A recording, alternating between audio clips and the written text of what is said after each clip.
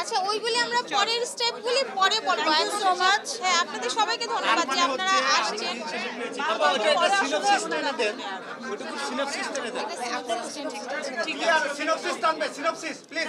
আজকের মতো আমরা শেষ করছি। Thank you so much. আপনাদের সবাইকে ধন্যবাদ।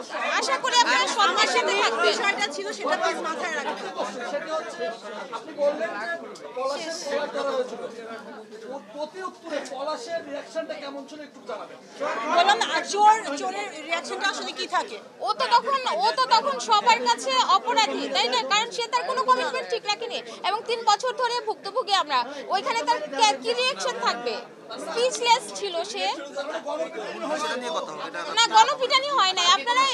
আপনারা আশা করি আপনারা সবাই সত্যের সাথে থাকবেন এবং সত্য ঘটনাটা বলবেন। হ্যাঁ, আপনাদের সাথে একজন ডিরেক্টর এরকম কাজটা করলো, তারপরে আপনাদের নায়িকাকে সবচেয়ে ব্যাপারটা এইটা নিয়ে ডিরেক্টরের আগে ভাই বোনেরা, সবাই পয়েন্ট পাই, কথা শোনা যাচ্ছে না, পয়েন্ট।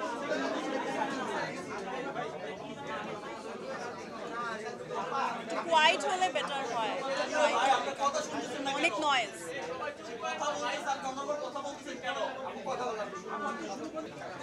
আজকের সংবাদ সম্মেলনে উপস্থিত হওয়ার জন্য আপনাদের কাছে আমি অনেক কৃতজ্ঞতা জানাচ্ছি।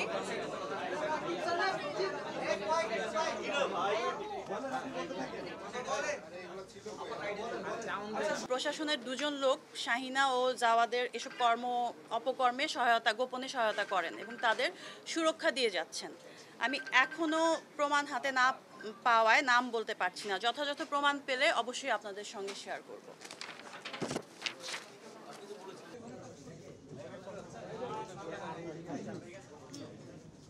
আরো ডাউনলোড করতে হবে। ভাই সবাই রেডি আছি না? হ্যাঁ, পরে কেন পরে? সেটা বলে